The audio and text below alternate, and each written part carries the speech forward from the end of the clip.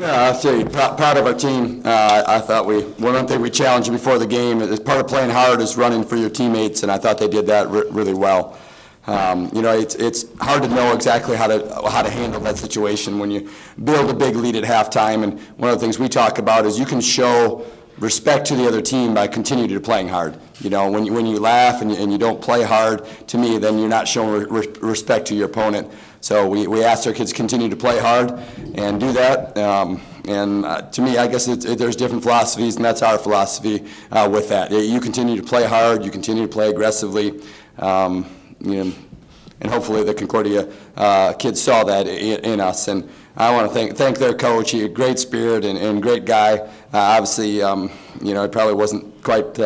It wasn't an easy game for them, but he had a great spirit about him. And those kids were excited about being in Assembly Hall, and that's good for our kids to see. They were excited to come in and go to shoot around and be able to play in this type of environment. And that's kind of neat, and that's kind of refreshing to see somebody just be excited to play in a big gym. And I think sometimes in basketball, we don't always value the right things, and we get caught up sometimes in different things, and sometimes it's just good to see little things like that. Questions?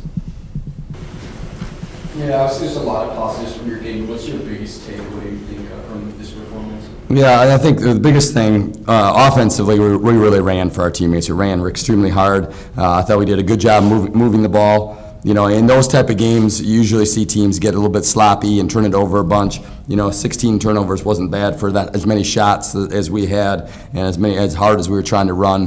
The one thing that was really glaring is our inability to talk and unwillingness to talk on the defensive end. And that's something we got to get better at, and we'll start Thursday working on that. We're disappointed with our willingness to talk, and we just really struggled in that area tonight, and that's something that we have to get better at if we want to be a great basketball team. There's a lot of fouls on the defensive end in the first half. Do you think it had something to do with that communication that you're talking about? Yeah, I think one of the things that happens when you get some turnovers, then you become undisciplined and you start lunging for things, and that leads to some more fouls as well. But we're going to make some fouls. We're a very aggressive basketball team, so that's going to be, as long as they're made out of commission, we can live with it. But it's the ones where we're lunging and not in position that are frustrating.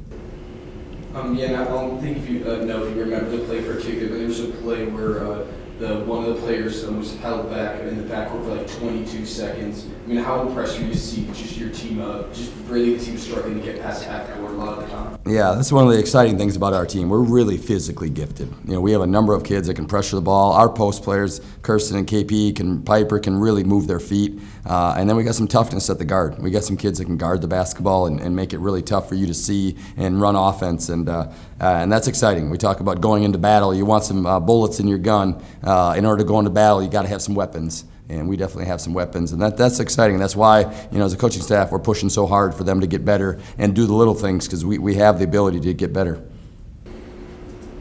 Yeah, and how do you prepare mentally, just having the first real games? Obviously, this is a Division III team, and you go against Evansville already on Sunday. How do you prepare your team mentally for that? Yeah, we know that it's a different, the good thing is we play against a really good squad every day. Our second group with Sarah Hartwell and Adrian Godbold are two of the, extremely good. We said in the locker room, I don't think there's many Big Ten teams that have a second group as good as ours. And that's exciting that we play against those guys. And the guy practice players, I want to give them an applause as well, because they're really good. And all the guys that we have, they make us better. And practicing against those guys every day really helps us. And just between now and Sunday, what's just the biggest thing you think the team needs to work on? Yeah, our talking. You can't. I told them you can't be a good defensive team. You won't win games in March if you're not willing to talk, and that's not part of you. And obviously, one of the things I said to them, hey, everything that we've asked you to do, you've done so far. But we're asking you to talk, and you didn't do that tonight, and it's definitely a glaring weakness of our team, and it's something we got to take to heart. What happens when the team doesn't talk? We give up slips to the basket. We give up face cuts. We don't know who we're guarding in transition. We're not as aggressive, and we don't show that we're very united when we don't talk.